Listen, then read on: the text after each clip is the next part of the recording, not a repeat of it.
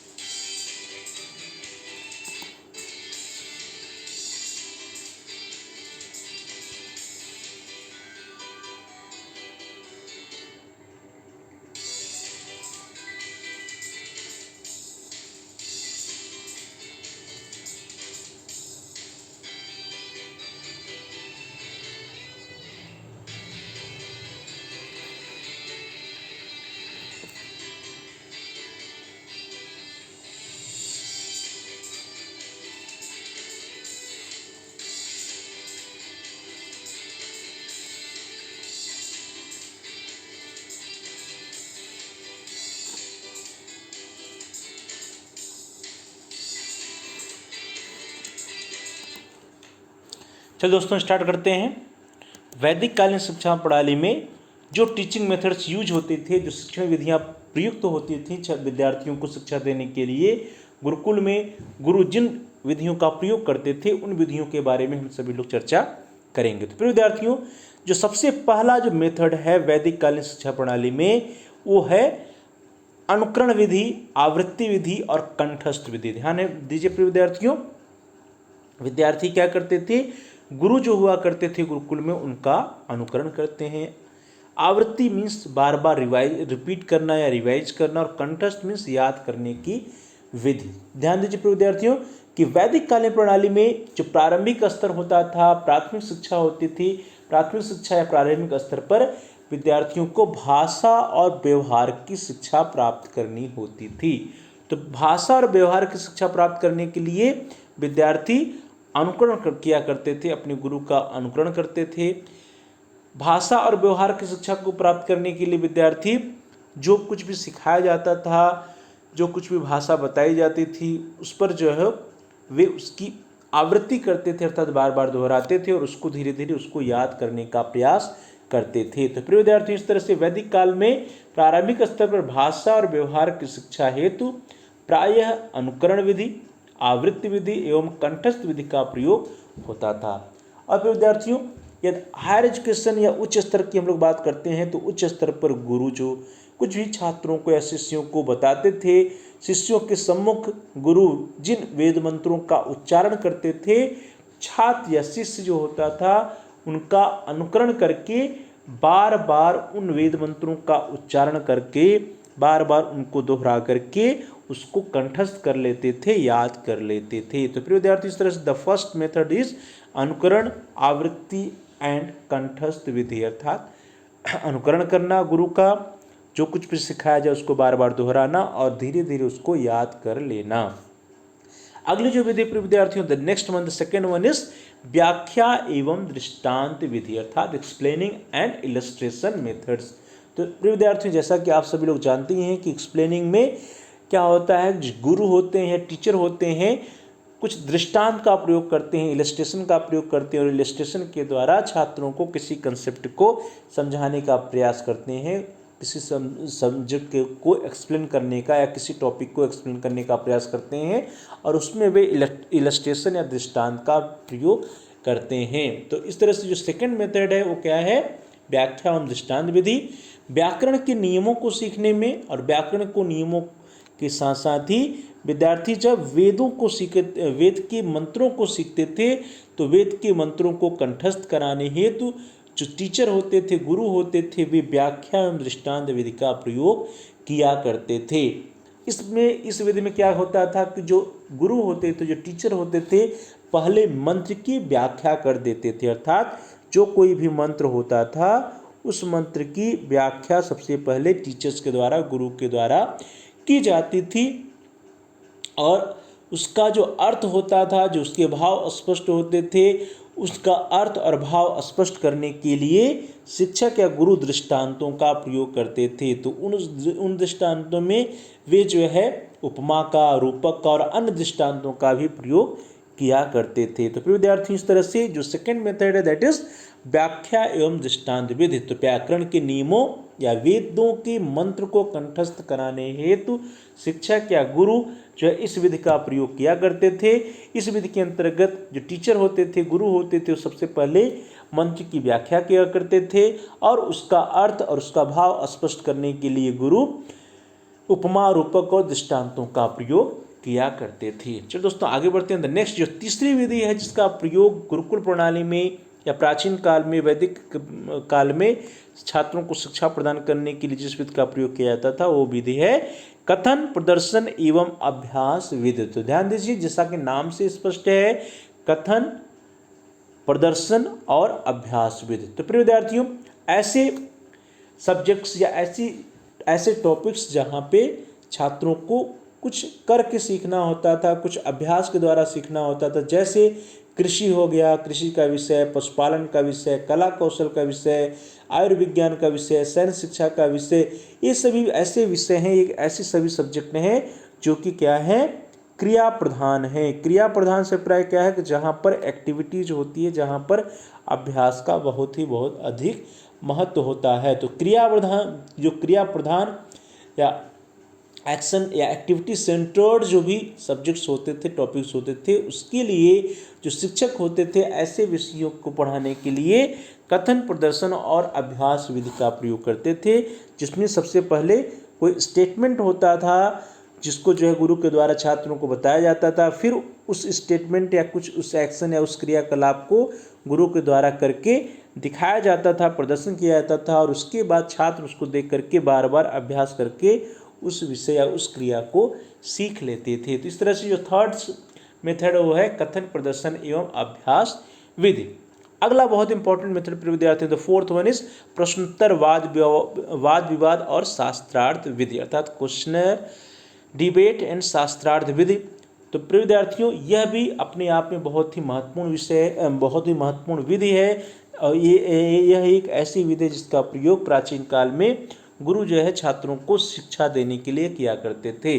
गुरु उपदेश व व्याख्यान देते थे और शिष्य जो है सबसे पहले उन व्याख्यानों को शांतिपूर्वक सुना करते थे। अर्थात गुरु जो है उपदेश और व्याख्यान देते थे और छात्र या शिष्य शांतिपूर्वक सुनते थे।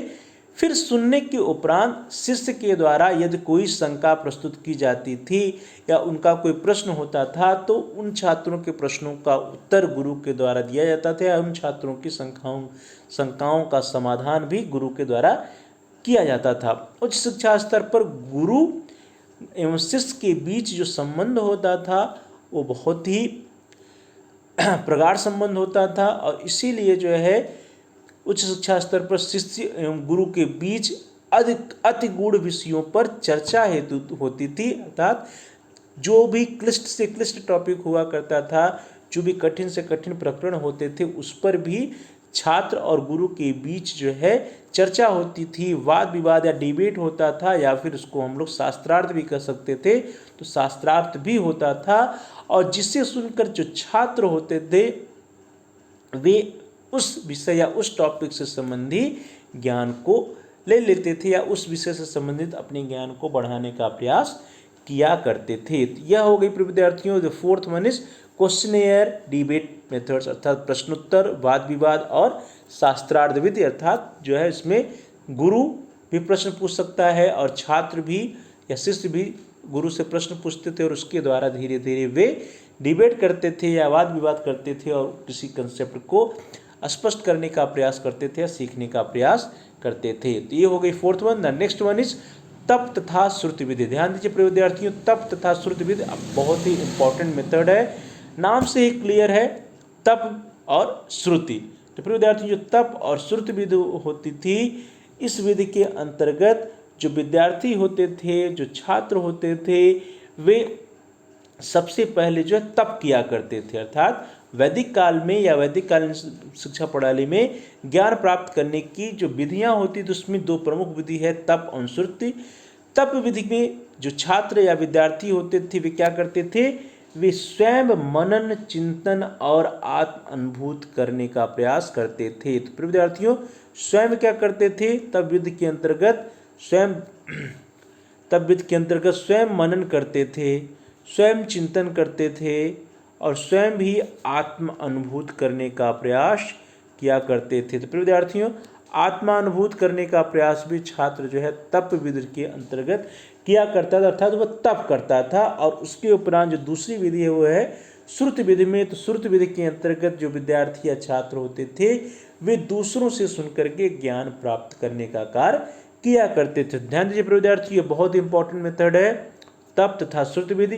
तप विधि के अंतर्गत छात्र जो है स्वयं मनन, चिंतन और आत्मानुभूत करके ज्ञान प्राप्त करते थे, अर्थात ज्ञान प्राप्त करने की पूरी जिम्मेदारी छात्र की होती थी, वह अपने से ज्ञान प्राप्त करता था। और श्रुति विधि के अंतर्गत कुछ बातों को या किन्हीं दो व्यक्तियों के बीच के शास्त्रार्थ को सुन करके ही छात्र जो है अपने ज्ञान को आगे बढ़ाता था। तो यह हो गया पांचवा, द फिफ्थ वन इज तप तथा श्रुति विधि। चलो दोस्तों आगे बढ़ते हैं। जो अगला मेथड है वो आपकी स्क्रीन पर है। द सिक्स्थ वन इज श्रवण, मनन और निधिध्यासन विधि। तो प्रिय विद्यार्थी ये बहुत ही महत्वपूर्ण विधि है, श्रवण, मनन और निधिध्यासन विधि। तो इस विधि के अंतर्गत सबसे पहला जो फर्स्ट पॉइंट वो क्या है, श्रवण है। तो श्रवण से प्राय क्या है, सुनना। अर्थात विद्यार्थी जो होता था, शिष्य जो होता था, सर्वप्रथम विद्यार्थी जो है गुरु को सुनता था, गुरु के द्वारा दिए गए व्याख्यान का, दिए गए लेक्चर को वो सुनता था, तो श्रवण करता था। और जो कुछ भी वह सुना होता था उस पर वो क्या करता था, मनन करता था, चिंतन करता था। तो सबसे पहले प्रक्रिया क्या हो गई, श्रवण या सुनने की। और श्रवण या सुनने के बाद उस पर मनन करना, उस पर चिंतन करना अनिवार्य होता था। जो कुछ सुना होता था छात्रों ने उस पर वे चिंतन किया करते थे, तथ्यों का विश्लेषण करते थे और कोई शंका होने पर इसका समाधान वे प्राप्त करने का प्रयास किया करते थे।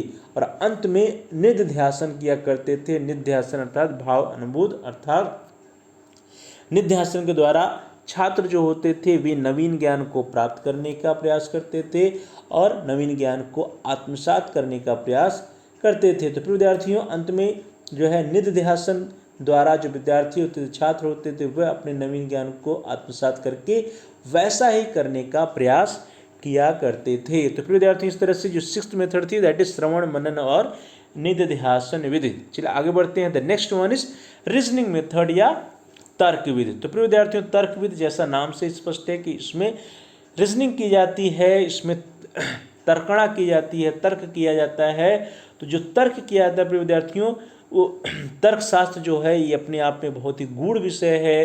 तो तर्कशास्त्र जैसे गूढ़ विषयों को शिक्षण हेतु तर्क विधि का प्रयोग किया जाता है। और तर्क विधि की जो हम लोग स्टेप्स की बात करें, चरण की बात करें, पदों की बात करें, तो इसमें 5 स्टेप्स या 5 चरण होते हैं। द फर्स्ट वन जो है प्रिय विद्यार्थियों the step of reasoning of method, the first step is statement. तो जिसको हम लोग हिंदी में प्रतिज्ञा भी कह सकते हैं। अर्थात सबसे पहले छात्रों को विद्यार्थियों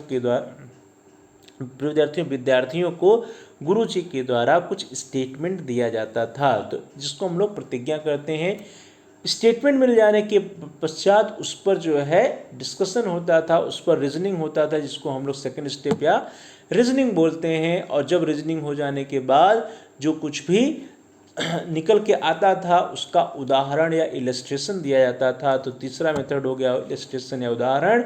और फिर जो है उस ज्ञान का अनुप्रयोग या एप्लीकेशन करने पर बल दिया जाता था। और लास्ट में जो है जो निगमन हो अर्थात जो कंक्लूजन हो उस कंक्लूजन को देने का प्रयास किया जाता था। तो इस तरह से विद्यार्थियों जो रीजनिंग मेथड है, रीजनिंग मेथड के अंतर्गत कुछ स्टेप्स हैं, चरण है। जैसे फर्स्ट वन इज स्टेटमेंट या प्रतिज्ञा, सेकंड इज रीजनिंग या हेत, थर्ड इज इलस्ट्रेशन या उदाहरण, फोर्थ इज एप्लीकेशन या अनुप्रयोग और पांचवा जो है वो है कंक्लूजन या निगमन। तो विद्यार्थी इस तरह से तर्क विधि के द्वारा भी प्राचीन काल में या वैदिक कालीन प्रणाली में शिक्षा देने का कार्य किया जाता था। अगली जो विधि है दैट इज स्टोरी मेथड्स या कहानी विधि। यह प्रिय विद्यार्थियों बहुत ही इंटरेस्टिंग मेथड है, बहुत ही रोचक विधि है जिसमें विद्यार्थी रुचि लेते हैं, वो है कहानी विधि। कहानी विधि जैसा नाम से स्पष्ट है कि इस विधि के अंतर्गत जो विद्यार्थी होते थे वे कहानी के द्वारा शिक्षा प्राप्त किया करते थे। फिर विद्यार्थियों आपकी स्क्रीन पर जो है 2 कहानियों का संग्रह है जिसको हम लोग पंचतंत्र और हितोपदेश कहते हैं। तो इसके रचनाकार कौन है? इसके रचनाकार हैं आचार्य विष्णु शर्मा जी। ध्यान दीजिए, आचार्य विष्णु शर्मा जी ने पंचतंत्र और हितोपदेश नामक जो है कहानियाँ लिखी थी, और जो कि इसी कहानी विधि के द्वारा भी विद्यार्थियों को, छात्रों को शिक्षा प्रदान की जाती थी। तो आचार्य विष्णु शर्मा की जो पंचतंत्र और हितोपदेश है उसके बारे में जल्दी से देख लेते हैं। तो आपकी स्क्रीन पर है फिर विद्यार्थियों पंचतंत्र आचार्य विष्णु शर्मा की और आचार्य विष्णु शर्मा की हितोपदेश। जो चित्र आपको दिखाई दे रहा है वो सभी चित्र जो है बुक के कवर पेज का है। प्रिय विद्यार्थियों यदि हम लोग पंचतंत्र की बात करते हैं तो पंचतंत्र में ध्यान दीजिए कि पंचतंत्र की कहानियों में मनुष्य पात्रों के अलावा पशु पक्षियों को भी कथा का पात्र बनाया गया है तथा उनसे कई शिक्षाप्रद बातें कहलवाने की कोशिश की गई है। पंडित विष्णु शर्मा द्वारा रचित पंचतंत्र में 5 तंत्र या विभाग हैं। विभाग को तंत्र इसलिए कहा गया क्योंकि इनमें नैतिकतापूर्ण शासन की विधियां बताई गई हैं। तो ध्यान दीजिए प्रिय विद्यार्थियों, अभी हम लोग जो है बात कर रहे हैं किसकी? बात कर रहे हैं पंचतंत्र की। पंचतंत्र की कहानियां बहुत जीवंत हैं तथा इनमें लोक व्यवहार को बहुत सरल तरीके से समझाया गया है। कई लोग इस पुस्तक को नेतृत्व क्षमता विकसित करने का एक सशक्त माध्यम मानते हैं। पंचतंत्र एक नीति शास्त्र या नीति ग्रंथ है। नीति का अर्थ है जीवन में बुद्धिपूर्वक व्यवहार करना। चतुराई और धूर्तता नहीं बल्कि नैतिक जीवन ही वह जीवन है जिसमें मनुष्य की समस्त शक्तियों और संभावनाओं का विकास हो सकता है, अर्थात एक ऐसे जीवन की प्राप्ति हो जिसमें आत्मरक्षा, धन समृद्धि, सत्कर्म, मित्रता एवं विद्या की प्राप्ति हो सके और इनका इस प्रकार का समन्वय किया गया हो कि जिससे आनंद की प्राप्ति हो सके। इस पुस्तक की महत्ता इसी से ही प्रतिपादित होती है कि इसका अनुवाद विश्व की कई भाषाओं में हो चुका है। तो विद्यार्थी इतना तो हम लोगों ने देखा विष्णु शर्मा जी द्वारा रचित पंचतंत्र के बारे में।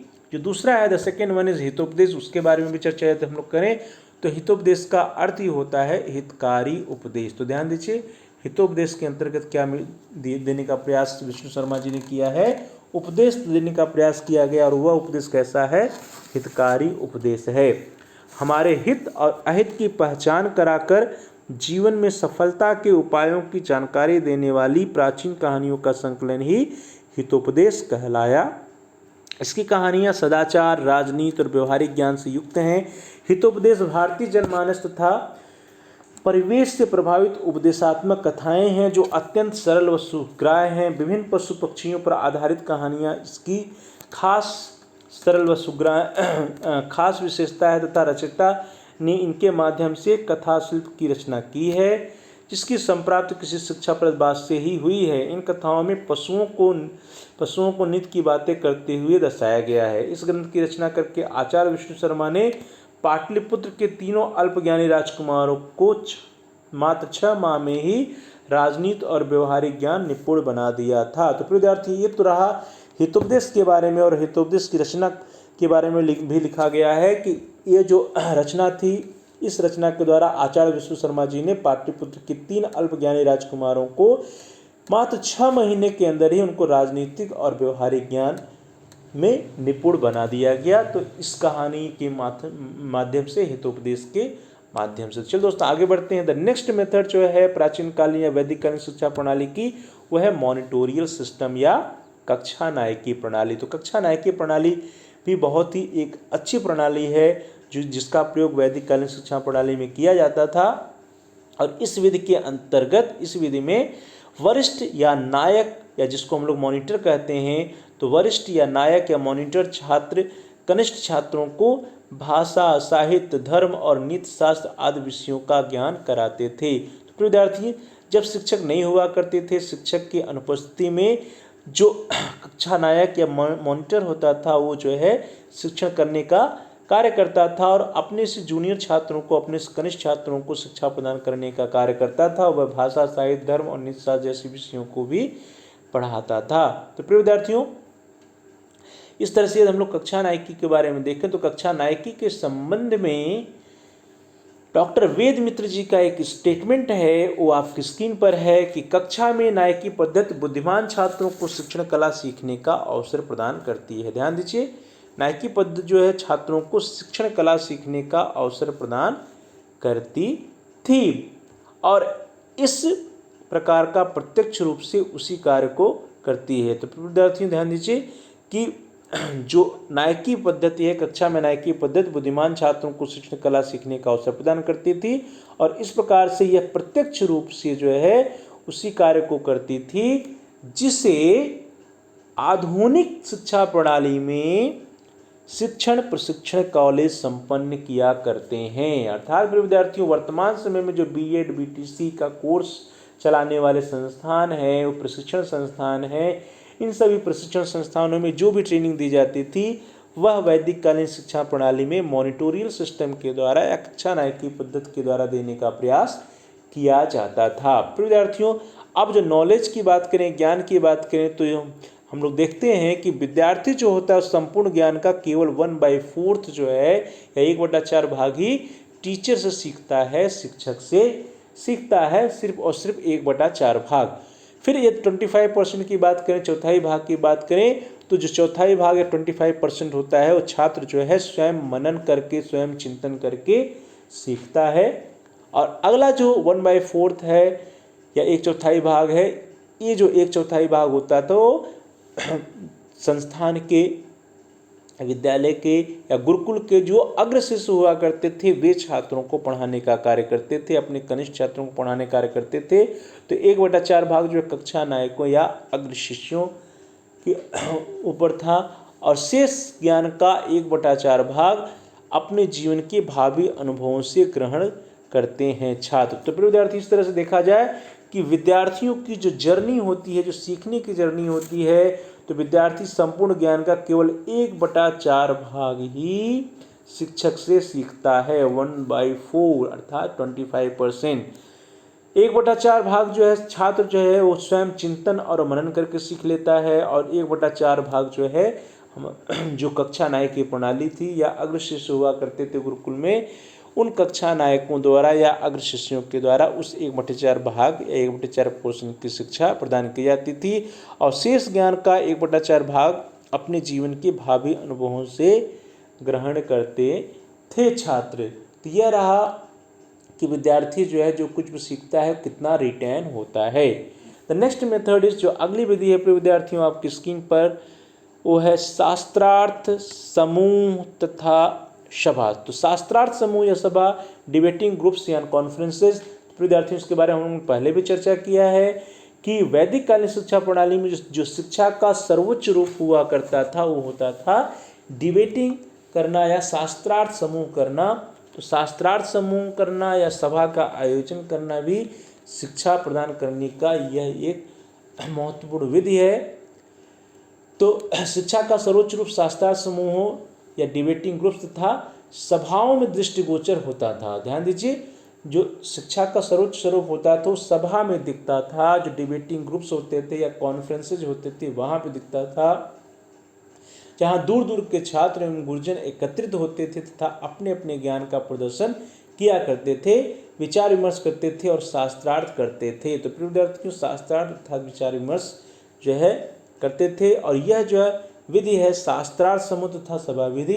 इस विधि का प्रयोग करके छात्रों को हम वर्तमान समय में भी शिक्षा प्रदान कर सकते हैं। तो शास्त्रार्थ समूह तथा सभा अर्थात डिबेटिंग ग्रुप्स एंड कॉन्फ्रेंसेस का प्रयोग करके यह एक शिक्षण विधि है जिसके द्वारा जो है विद्यार्थियों को शिक्षा प्रदान की जाती है। तो इस प्रकार से विद्यार्थियों, प्यारे भाई बहनों, प्यारे साथियों, हम सभी लोगों ने आज की क्लास में इस कक्षा में इस वीडियो के अंतर्गत देखने का प्रयास किया कि टीचिंग मेथड्स कौन कौन से हैं, शिक्षण विधियाँ कौन कौन सी हैं जिनका प्रयोग जो वैदिक कालीन शिक्षा प्रणाली में किया जाता था। तो सबसे पहला है अनुकरण विधि, अनुकरण आवृत्ति कंठस्थ विधि।